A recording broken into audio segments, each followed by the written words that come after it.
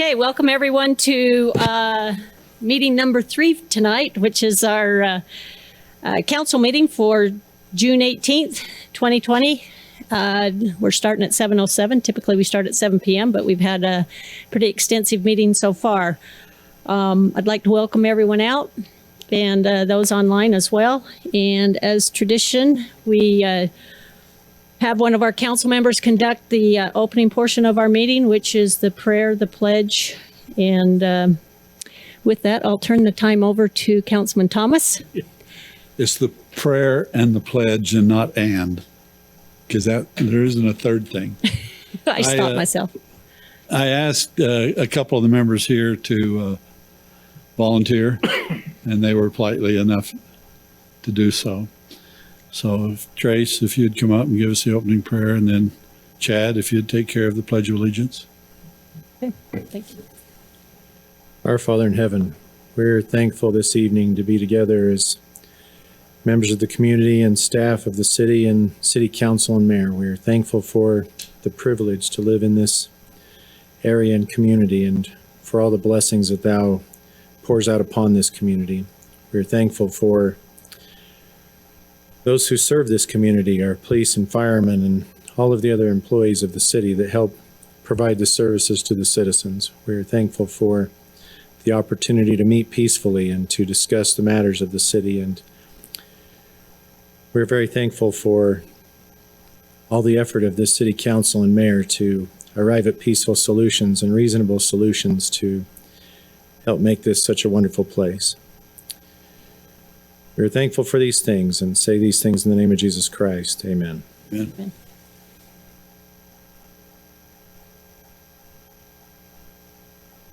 Amen. Please join me in the Pledge of Allegiance. I pledge allegiance to the flag of the United States of America and to the republic for which it stands, one nation, under God, indivisible, with liberty and justice for all.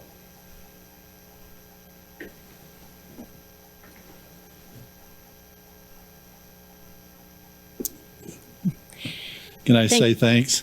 Yes. Okay, thanks. Thank you for conducting, Councilman Thomas. I'm unconducting now. Okay, with that, we'll move on as traditional here, and the fact that we also have a set of minutes that we're going to need to approve. So, Council, if you entertain a motion on the minutes. Madam Mayor, I move that we pass. Is it pass? Let's see. Approve. Getting my minutes. There we go. Madam Mayor, I move that we approve the minutes of Layton City Council work meeting May 7th, 2020, and the minutes of Layton City Council meeting June 4th, 2020. Okay, Council, do you have any corrections to those minutes? I'll entertain a second. Second. Okay. All those in favor of adopting the minutes, please say aye. Aye. Okay, thank you very much. That's unanimous. Okay, we'll move on now to our municipal events and the announcements there. Councilman? Yeah. Okay. I think we need to announce that July 4th is canceled. And so, yeah, boo all you want, but that's life. I've had a lot of people ask me, so I was, to be honest, a little shocked. And I said, well, yeah, we did this a long time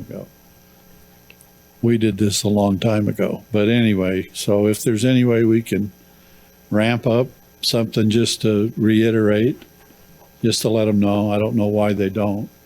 Okay. But I think we've done everything we could have. Well, some people just don't pay attention to a lot of things.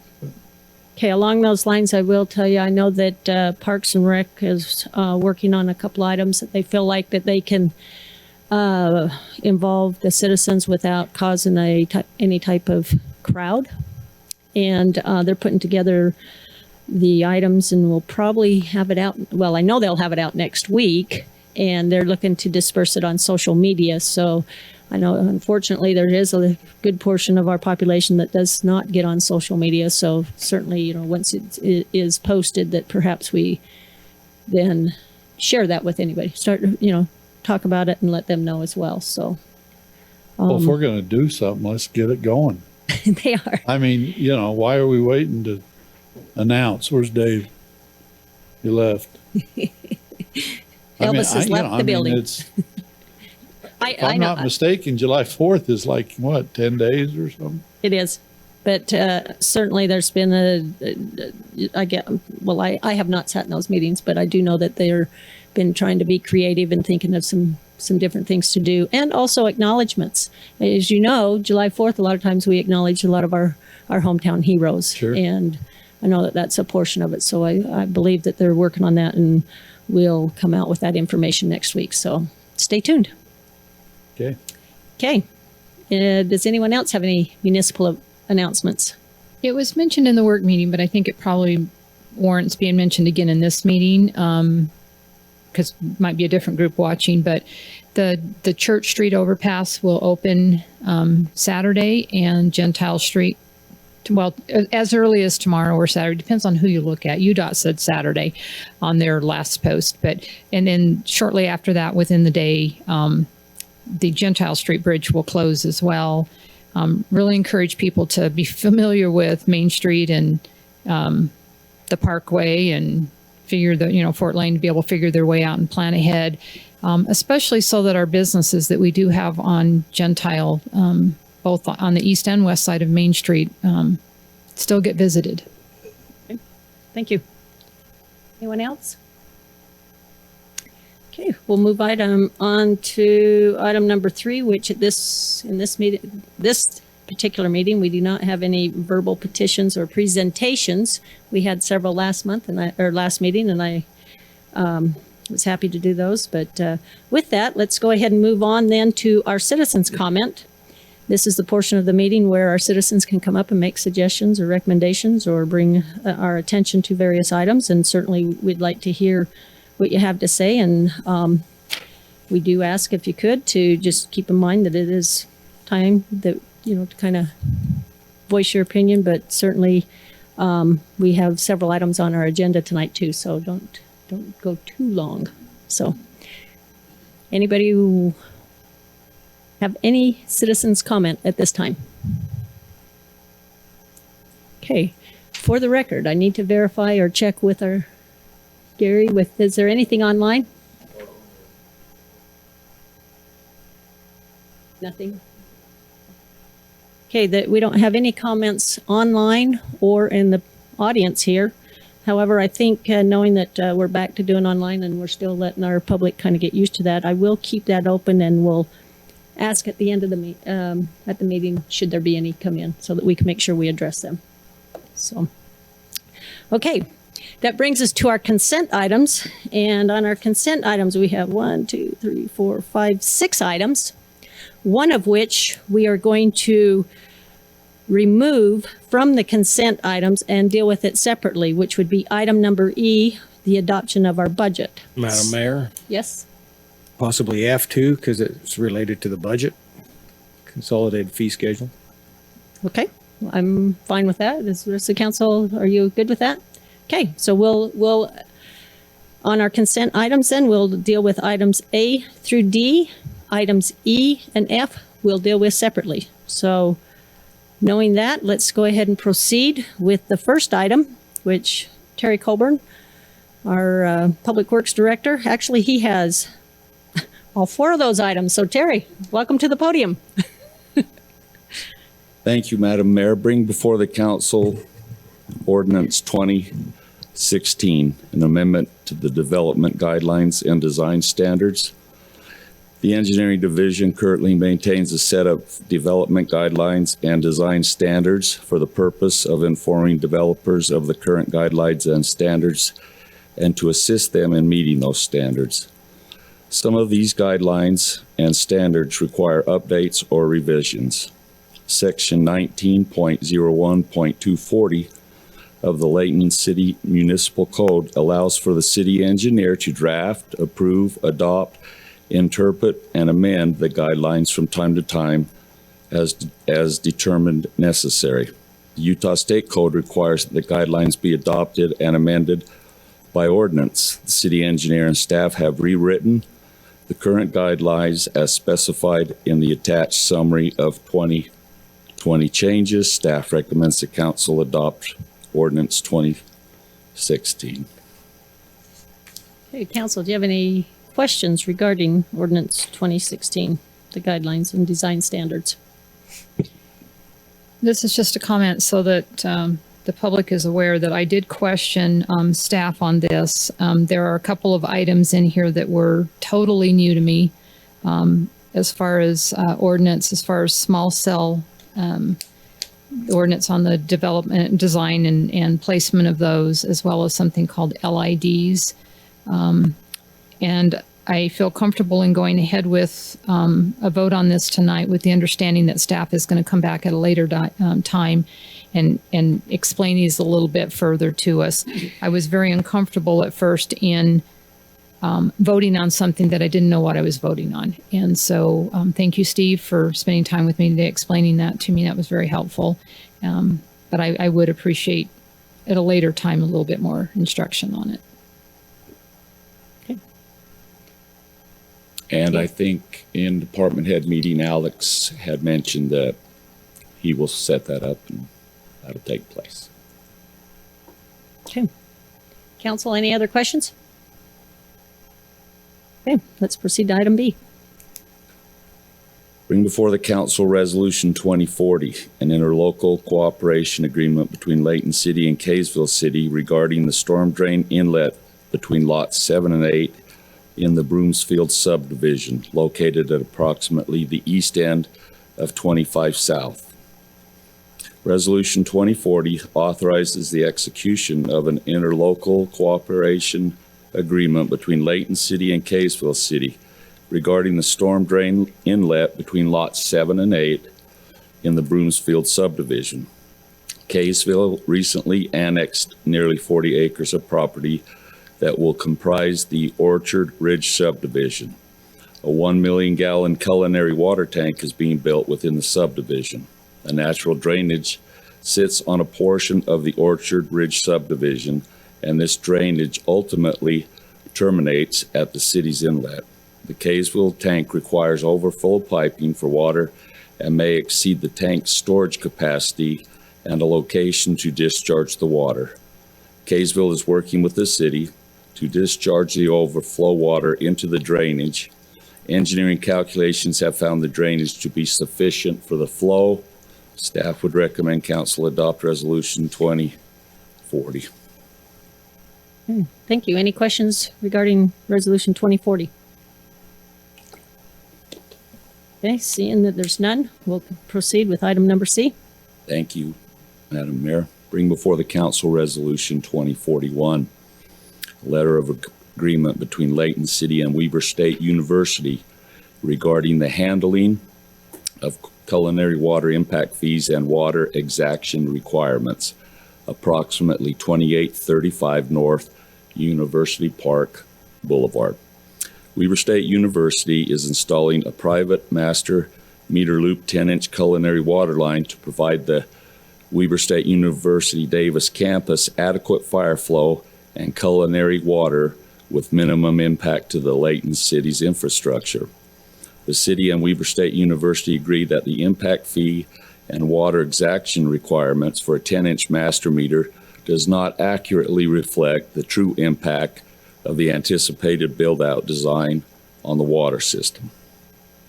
As part of this agreement, Weber State University agrees to own and maintain the 10-inch culinary water line and other items after the bypass valve and after the meter vault at each connection, as well as complete a building permit application with the city prior to the start of construction of new building and provide the city with the fixture unit count for the new building.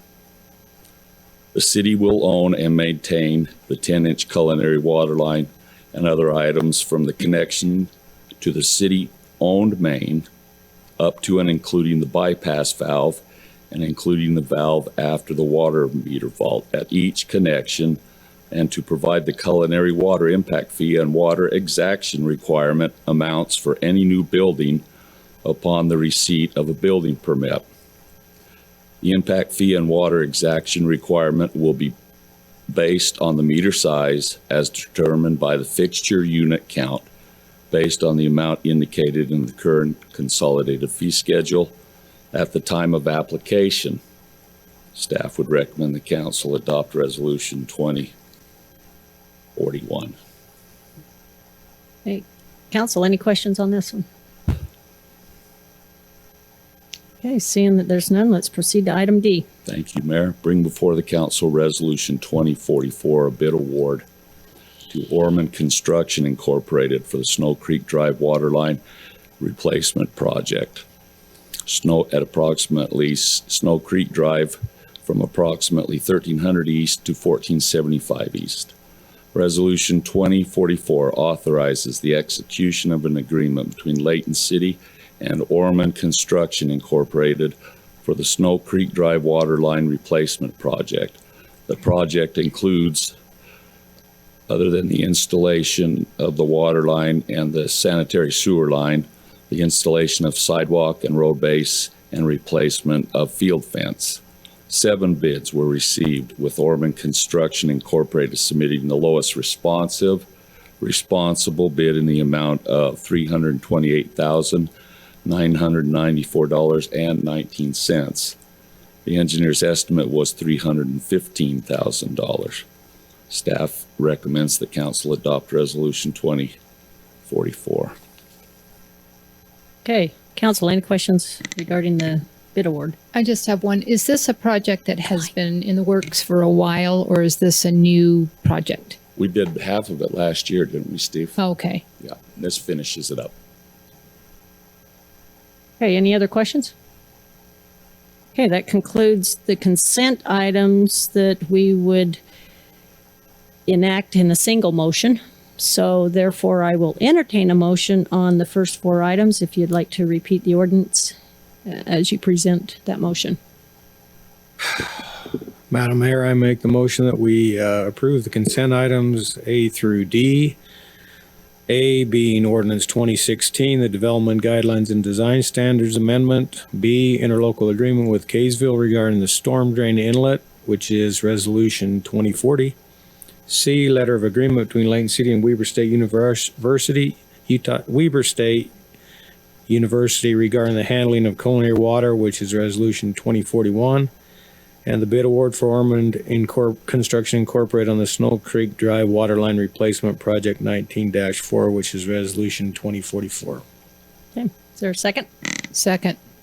Okay, it's been moved in second. All those in favor of accepting all the 4 consent items as presented, say aye. Aye. No oppose. Okay, very good. So those first 4 items pass unanimously, and we will now move on to item number 3 of our consent item, which is the adoption of the budget, and our finance director, Tracy Probert, will be presenting that item to us. Mayor, members of the council, it's my pleasure to bring to you ordinance 20-18 to adopt the proposed budget, the property tax rate, and the compensation schedule for elected statutory and appointed officials for fiscal year 2020-2021. This process of coming up with and adopting this budget began back in December. And as you're well aware, we've had many meetings regarding this budget. As a staff, we'd really like to commend this council for the collaborative effort that's taken place, for the very important discussion on many points. I think that it's wise for us to point out as a staff that this council has taken this process very seriously, and we appreciate that. That's how the process is supposed to work. And I think that from the staff's perspective, you've done a very nice job of that. In the budget document, pages 2 through 6, and I realize I haven't got this to you yet, in as far as, well, actually I did send it to you earlier today. And, but we've discussed all of this. And on pages 2 through 6 is a good summary of each fund. So if there were those in the community that, later listen to this, they'd know to go to those pages and be able to see a very good summary of all of the different operations of the city. And that's a good place to go for that. As far as changes from the tentative budget, we felt that it would be very good, and you agreed with this in the many discussions that we've had about the budget and made many of those determinations, to take a precautionary step in reducing some areas of the originally proposed budget and what was presented at the public hearing. As far as revenues go, total reduction of 1.18 million. Some of that was, the bulk of that was in sales tax revenue, again, as a precautionary measure, because at this point, we only have through March. We don't have April or May's numbers yet, or anything beyond that, obviously. Also to reduce the tax that we would receive from hotel room rentals or hotel room stays, and a further reduction in the amount of interest income that we'd receive for the year. Along with those reductions in revenue was 1.2 million in reductions in expenditures, which would be taken out of the budget.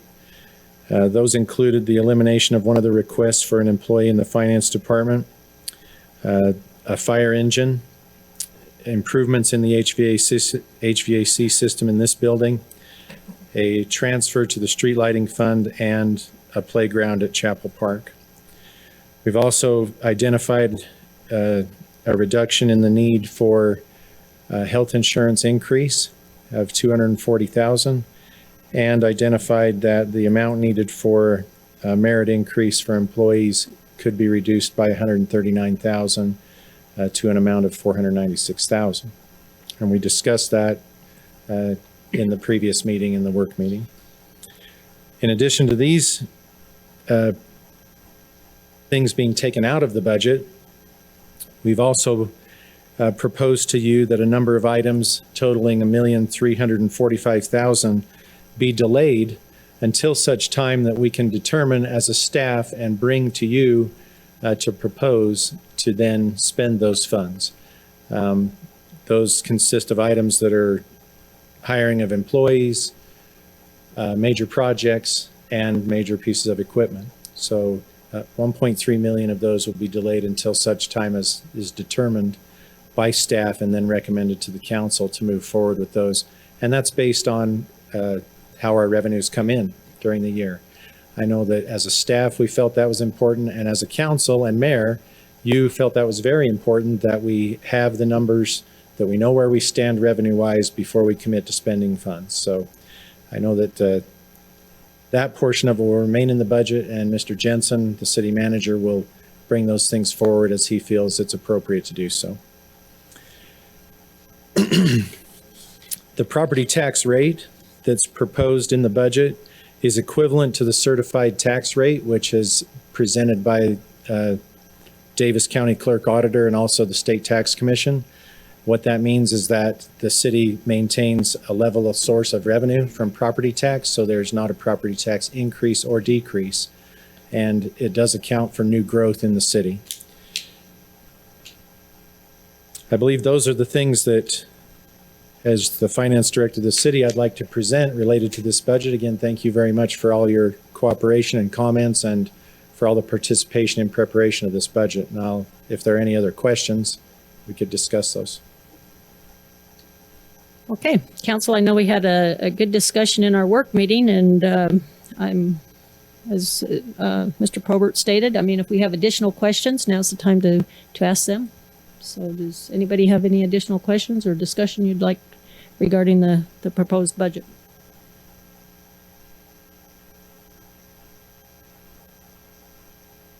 Okay. I see no additional discussion regarding the budget. So therefore, I know that we decided to vote on this item separately. So I will entertain a motion regarding the proposed budget for the 2020-2021 fiscal year. Madam Mayor, I move that we adopt the budget for fiscal year 2020-2021, the property tax rate, and the compensation schedule for elected statutory and appointed officials, again for year 2020-2021, ordinance 20-18. With the amendment of the merit increase being the amount of $496,000.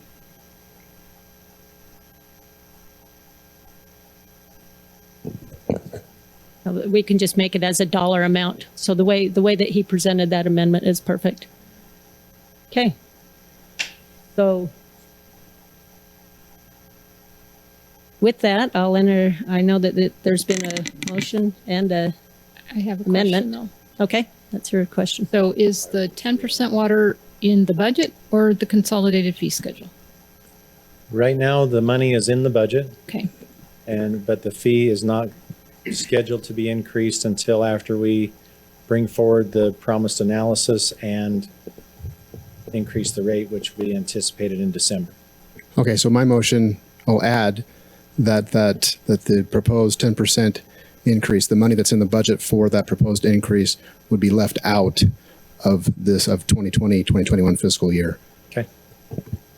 I'll second. Okay, so council, we have a motion and a second with two amendment, or are you making two amendments or just one amendment for both items? Just to be clear for the record. Okay, with two amendments, one being the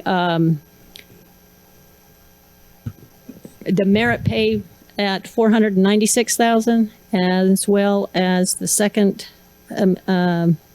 amendment being that we would eliminate the 10% water increase until it is analyzed in the fall. Okay.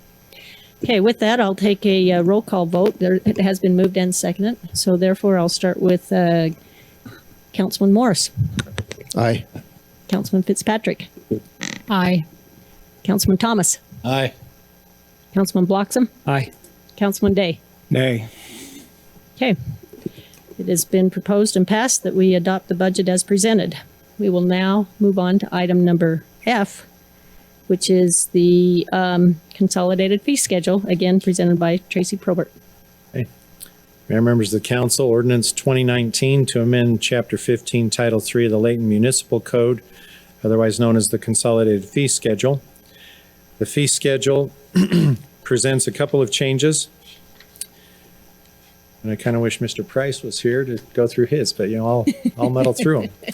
But first off, I can cover the ones that are related to me and my department on refuse or garbage collection.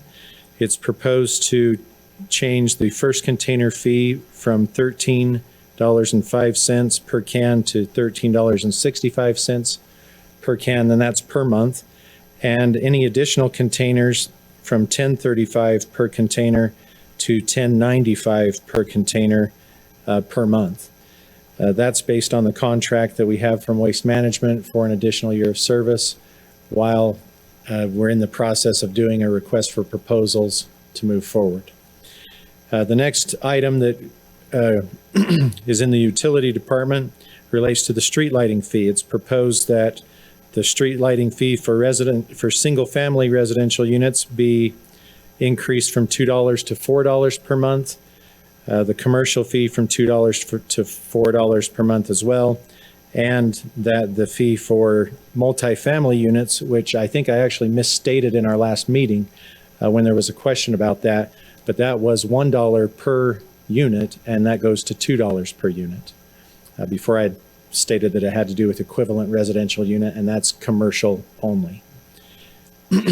As far as Parks and Recreation, they have changed the fees related to the rental of the new pavilion out by the amphitheater and the plaza in that area, as compared to the pavilion that was at the other end of Commons Park before, and the pavilion that was previously out in this area. And so actually it probably doesn't have to do with the Commons Park one. Some of the fees related to deposits and cleaning, refundable deposits related to cleaning, rental of the grand piano, use of staff time during those events, and also the number of hours that the pavilions are rented. Before it was 3 hours, and they've changed that to 4. I believe those are the major items that they've changed in this fee schedule. And I believe that's all of the changes. Okay, very good. Thank you. I know we did not get a chance to discuss this much in our previous meeting. So council, do you have any questions regarding the consolidated fee schedule? I have one. It's, I guess, more maybe for Gary or Alex. It's a procedural type of thing. It's in my mouth. I'm chewing on it. I'm You gotta be sorry. real I can't get close. any closer. Can we put an amendment on a stipulation with the, if we approve the lighting fee increase, that it be utilized first for dark area construction and any related UDOT stuff, and then other things that follow? I don't want to raise it if it's not going to go to dark areas. I could probably answer a little bit of that. First, there are some costs that need to be covered.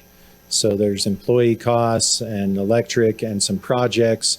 So I would hate to commit the entire increase to cover dark areas first, when really we need to cover the costs that are there, which are the reason for raising the fee. The fee was scheduled to run in the negative, and that was the reason for bringing the fee forward.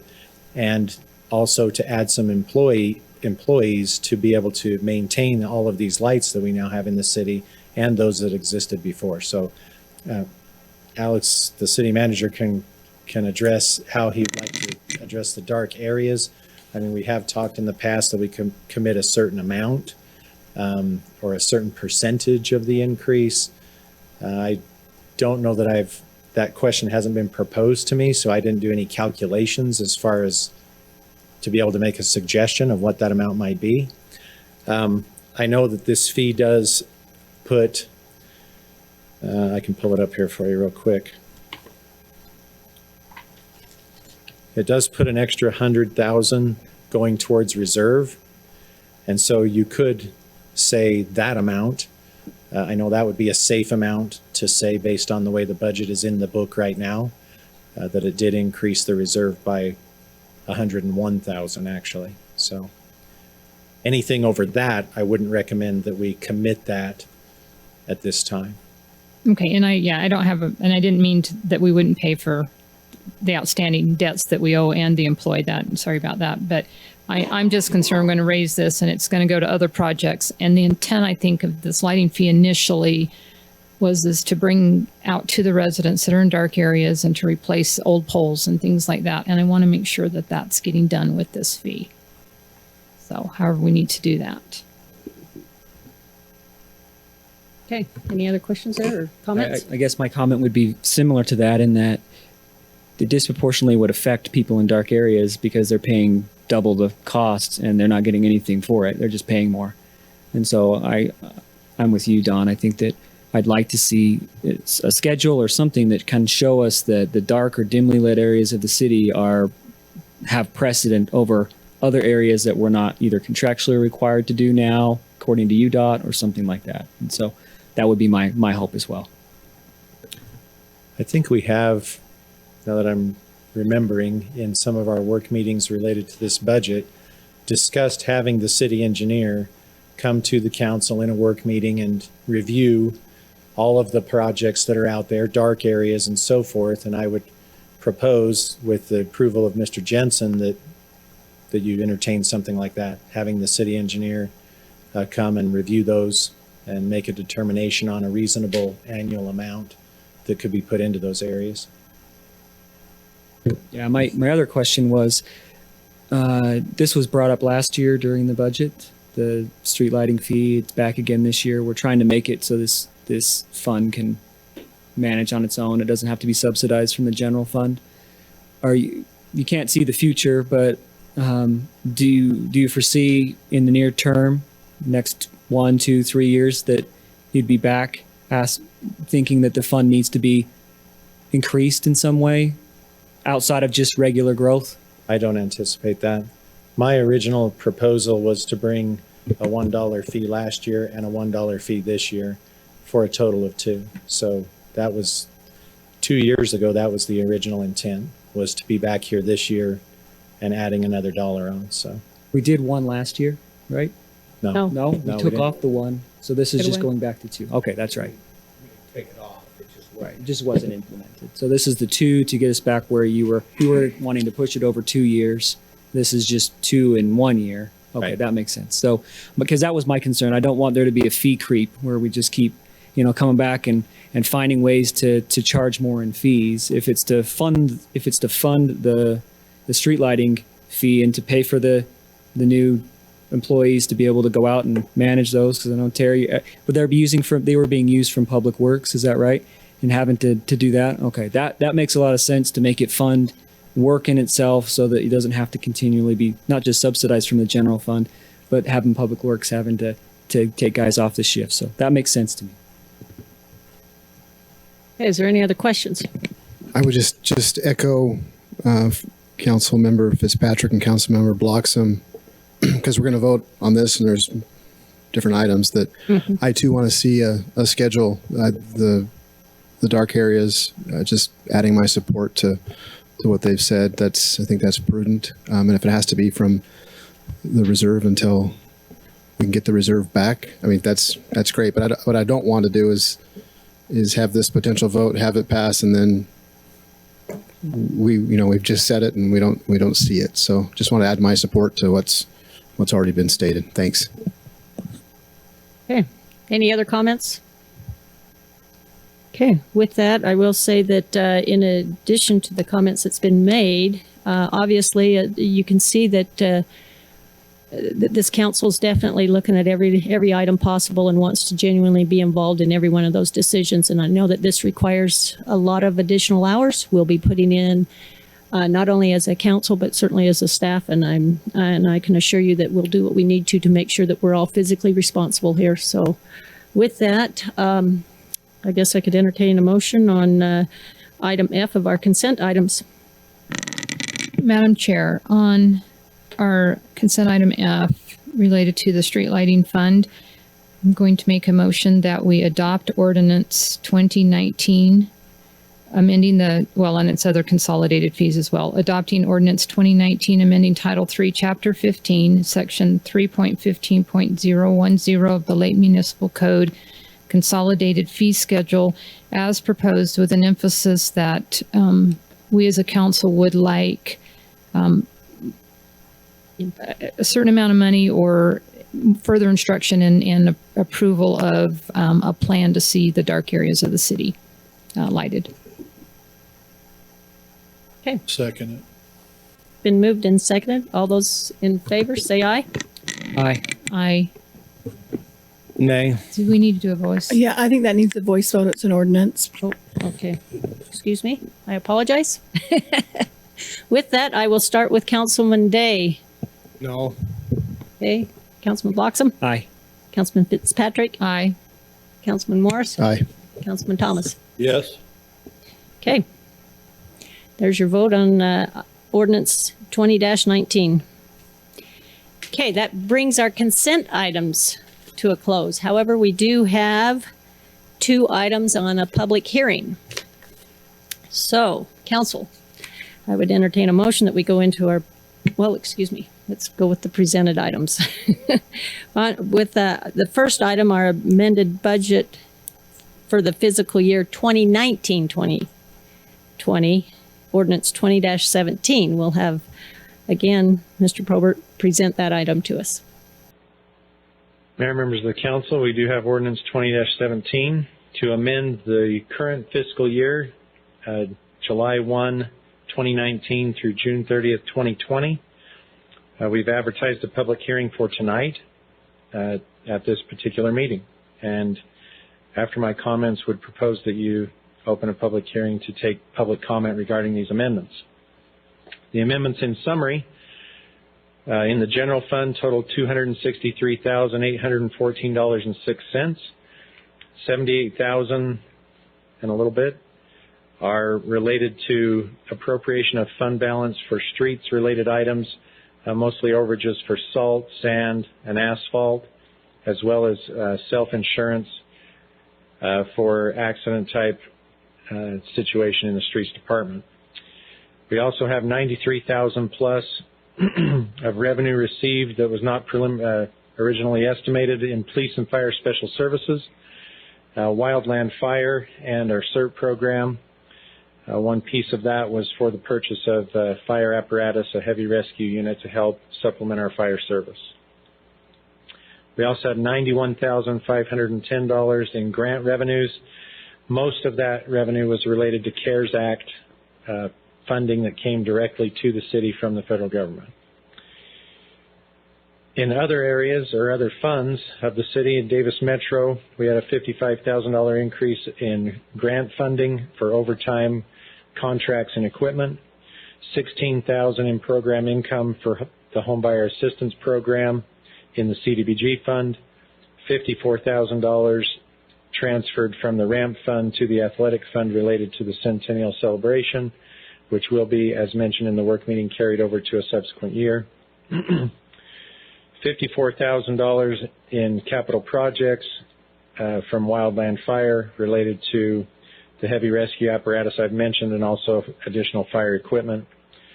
$42,806 in the pool fund in order to replace a damaged boiler and capstones around the small pool. $17,893.95 in the emergency medical fund related to CARES Act grants received from the federal government. Again, $54,000 in the athletic fund related to the Centennial Celebration, and $63,450 in the water fund to recognize revenue from meter sales, that's water meter sales, for the purchase of those new meters. So that's the summary of the amendments to the 2020 budget. I don't know if there are any questions related to that. Council, any questions? Okay. Seeing that there's none, I'll entertain a motion to open the public hearing regarding the ordinance 20-17. So moved. Second? Second. Okay. This is now a public hearing, so anyone here in the audience or online, should we have any, Gary, that would like to comment regarding this item A of our public hearing?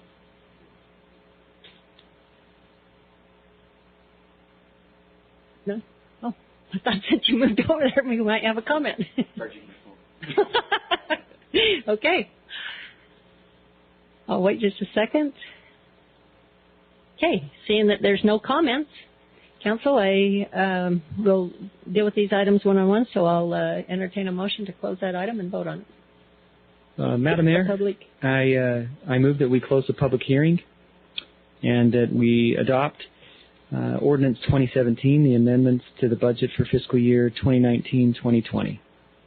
Is there a second? Second. We heard you. That's the way you got to do it. Okay, it's been moved and seconded. So again, this would be a roll call vote. So with that, I will start with Councilmember Fitzpatrick. Aye. Councilman Thomas. Aye. Councilman Morris. Aye. Councilman Day. Yes. Councilman Foxham. Yes. Okay. That item passes. And we will now move on to item B of our public hearing. So this item will be presented by our Community and Economic Director, Mr. Chad Wilkinson. Thanks, Madam Mayor. Council, this item is to review a proposed text amendment to Titles 19 and Titles 18 related to public noticing. This really is related to making our noticing periods consistent with state law, and it really is focused on newspaper noticing, specifically for text amendments and zone changes. Our current ordinance requires 14 days notice. The state law requires 10-day notice for that same type of notice, newspaper notice. The staff report does talk about a 14-day notice for all those notice types required in our code right now. That's not what the state code or even our local code requires. That's been our practice in the past. The only thing that we're changing really is that newspaper notice. As far as the website notice and the, in other words, the Utah Public website notice. Am I not talking loud enough? Yeah, that's better. That should help too. So as far as the newspaper notice, or excuse me, the website notice and our notice on our public website, it's a 10-day requirement. There's no additional guidance on that in our code. Our code does have that 14-day newspaper notice requirement. So that's the only change that's being proposed, is to amend that 14 days to 10 days to be consistent with state law. The other changes to Title 18 really are just clarification changes. They're minor in nature. I can go through those if you'd like, but they're just clarifying some wording in those in that particular section. So with that, I'd be happy to answer any questions. We are recommending approval of this minor change to our notice requirements. Go ahead. So, yeah, I got a question, Chad. Does that affect the posted signs on the property? No, the posted signs they're a different notice period. In fact, they're shorter. It's a 7 day. 7 day on that? Okay. And our Layton City's ordinance is consistent with state law on the 7 days?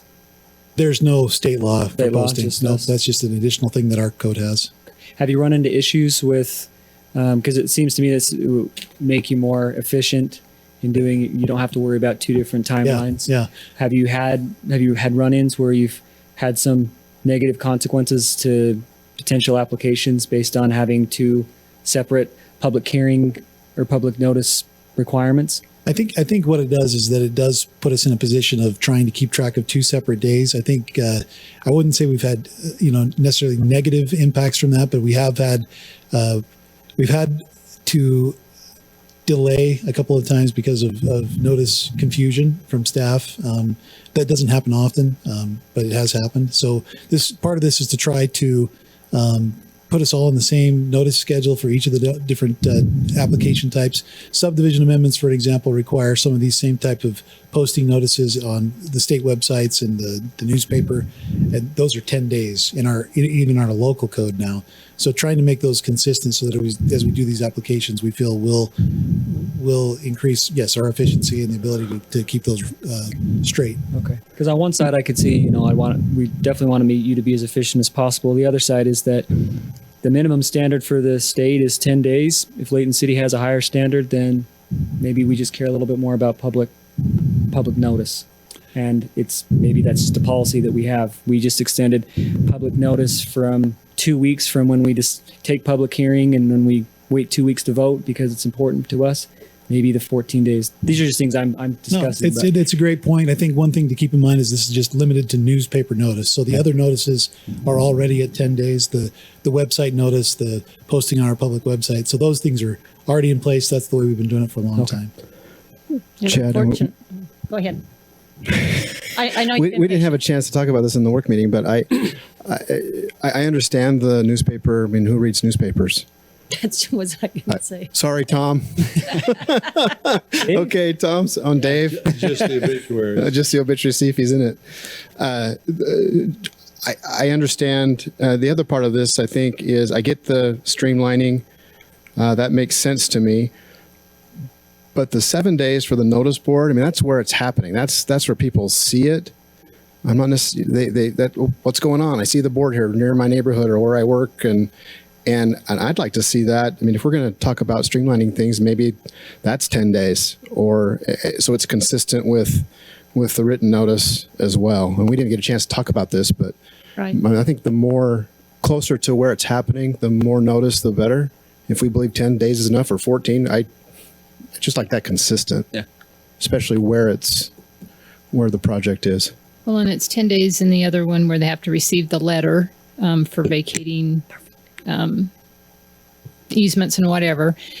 My question is, and this is maybe just a semantic, or because I'm a little OCD when it comes to things like this, are we talking business days or calendar days? It doesn't ever say. And so have you ever run into a problem where they said, well, 10 days, what is 10 days? If I receive a bill from a company or something, it'll usually say that it's due and payable within 10 business days rather than 10 days. And so to me, it's not clear as to what you mean by this. Just as Kim was just reminding me, if it's not specifically spelled out as business days, it defaults to 10 calendar days. So it is 10 calendar days. Calendar days, Yeah. okay. All of them.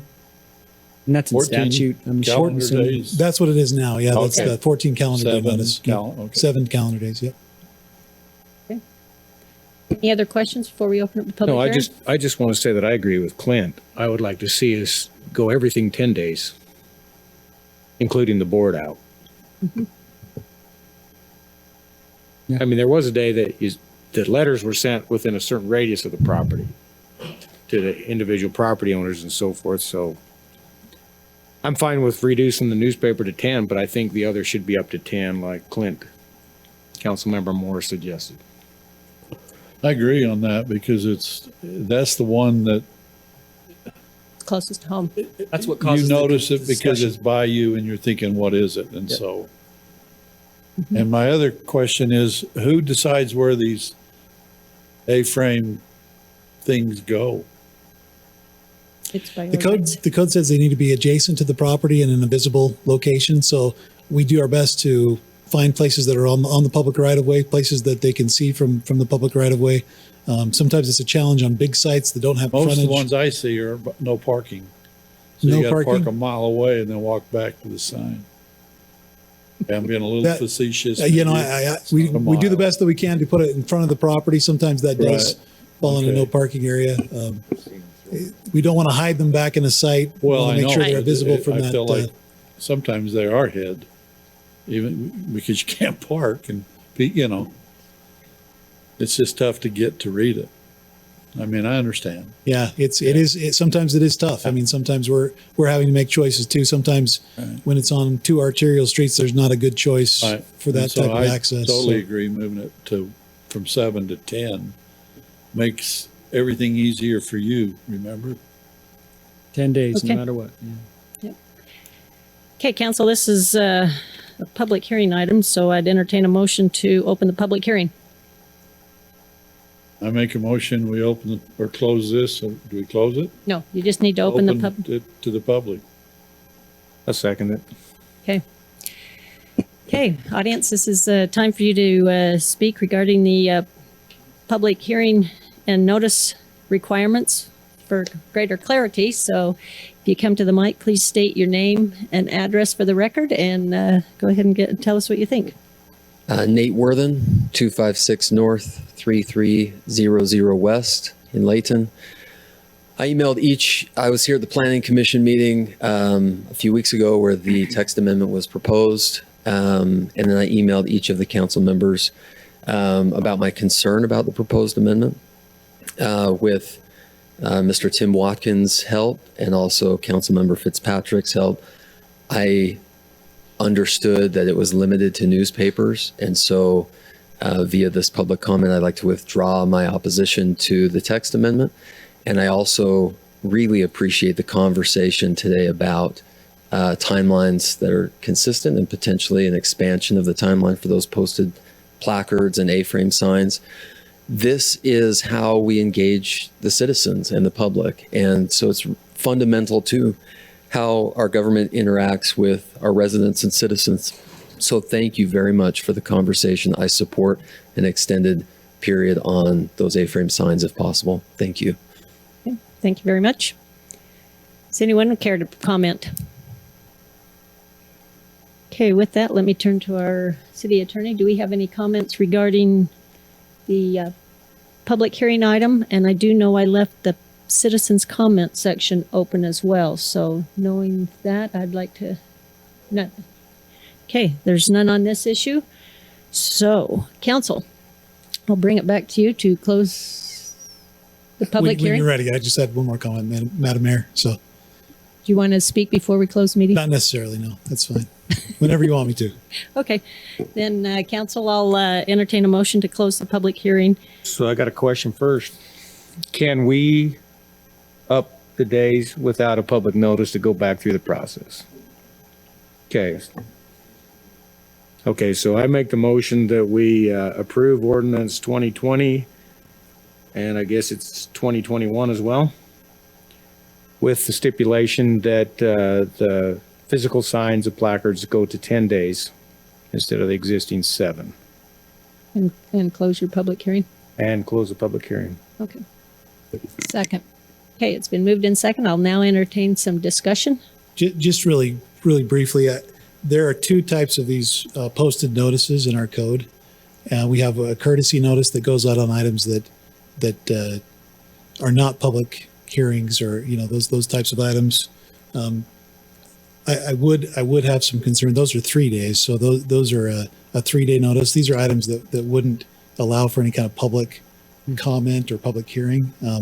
I would be a little bit concerned about lengthening that time period. Don't have any concern about those that are like conditional use permits where we're bringing those to the planning commission. Those that's fine. But the other ones where they're a courtesy notice, I would be a little bit concerned. So I would want to make sure that we're clear about what we're changing for the 7 days. So a limiting principle on the placard, 10 days, that it's for those that are specific to public hearing items. Is that right, Chad? Yeah, so I mean, as an example, we have some types of applications that just they're administrative in nature. We do a courtesy notice, but they're not advertising for necessarily for a public comment period. So that's the ones that I would like to kind of limit as far as that change to this from the 7 to the 10 days. As far as the public hearings are concerned, the planning or the zone changes, text amendments, whatever you'd like to do, we're willing to do that, and we're happy to do that. But on those courtesy notices, I would have a little bit of concern about extending that period. What was your concern? Just because those are we're not necessarily soliciting comments from the public because they are administrative in nature.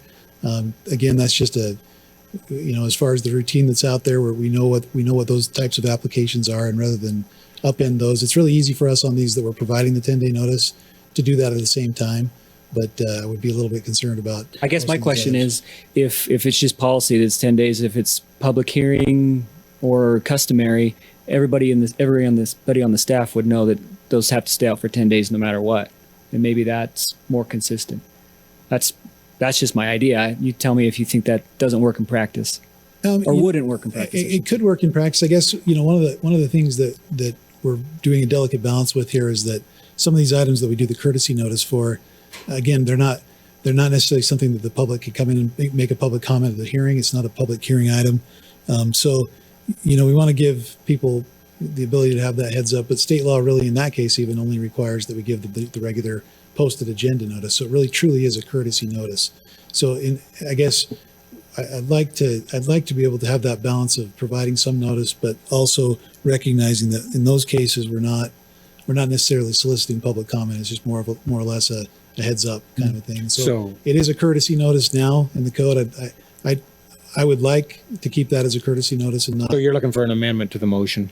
Yeah, I mean, I just like that clarification that we're talking about these items that right now require a 7-day sign posting. We're happy to change that to 10 days if you'd like. That doesn't. Okay, so I'd be happy to amend the motion to accommodate that. Just a sec. Did you say courtesy?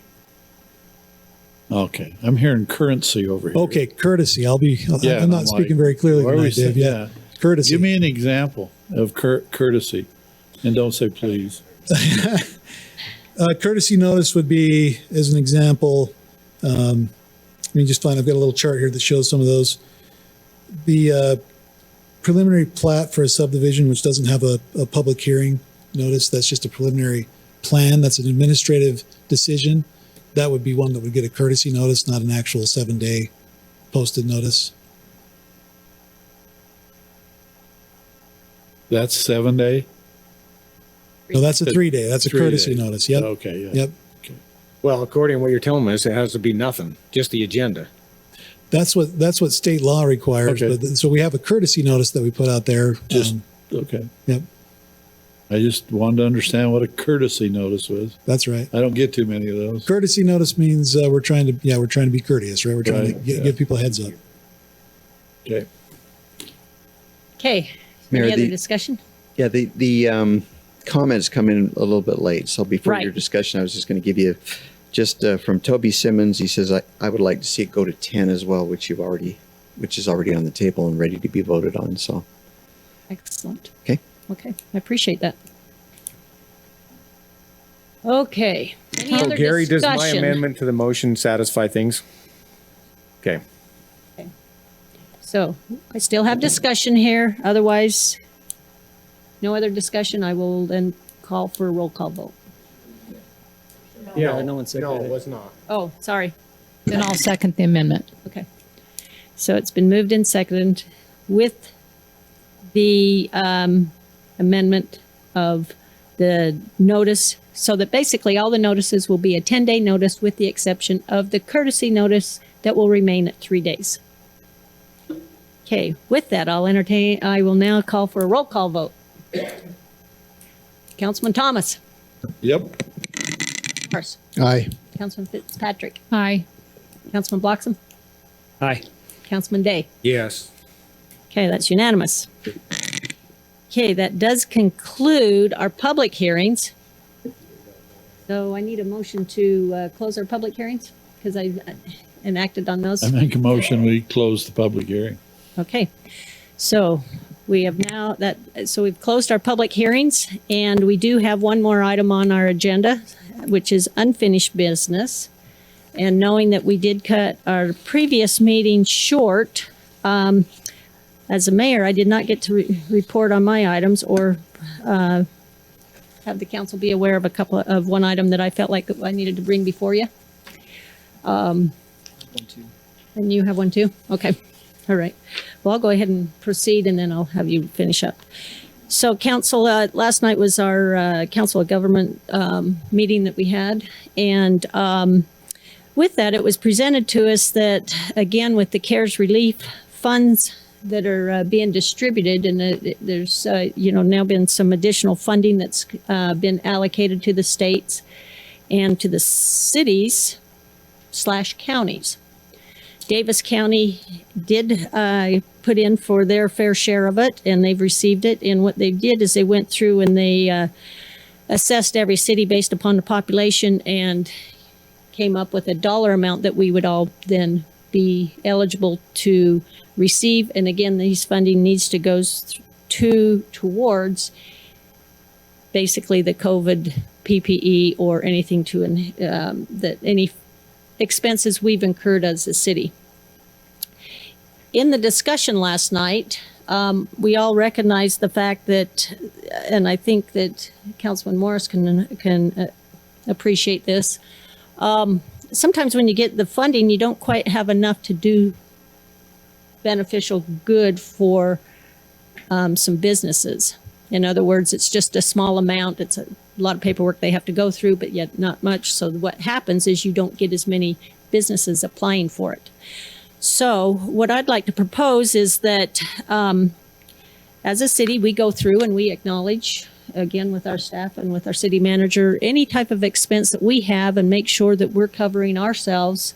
And then any additional funding that is left over, that we then turn it back over to the county, along with the other cities are wanting to do the same thing, so that basically we're then pooling our funds and the county would then distribute those funds amongst the businesses within our county borders, so that they then would administer all the paperwork, all the data, the applications, and just make sure that they're basically, what it does is it takes the responsibility off of us as a city and tying up our staff as far as all that evaluation. So I would like to get your buy-in on this and see if you're willing to go along with the other cities, and basically whatever money that we feel like we don't need to cover our basis, that we then give it to the county to distribute and execute and come up with the rules to get it out into the public and to the businesses. Mayor, I really support this. One of the things in reading and watching a lot of the stuff on the CARES report that has come out is that certain entities have kind of been left out of the picture in some of this. And some of this has to do with our nonprofits, as well as museums and arts and the cultural. So I would recommend that you maybe let the county know that those businesses, even though we don't see them as a traditional business, that they'd be considered in this, because they have really kind of been left out a lot of the ability to apply for this money, and they've been hurt, greatly. Salt Lake ended up doing that with the zoo, because it was going to fold if they didn't do something.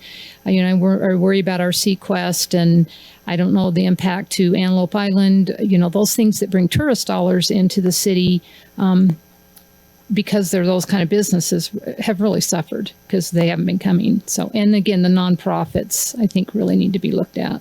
And that was part of our discussion, and you're absolutely right. They did recognize those entities, and one of the items that we asked, that if collectively as the cities, if they're willing to turn their additional funding back over to the county, that we actually are involved with that process as far as accountability, knowing they would generate a report as far as what businesses have applied, how much are they getting, and really kind of give us the information back. And again, looking at it kind of as a county, what's beneficial for all the businesses within our county, and knowing that we have the majority of the businesses within our city. I'm sure that, a lot of that's still going to come into our city and be able to help a lot of businesses that desperately need help here.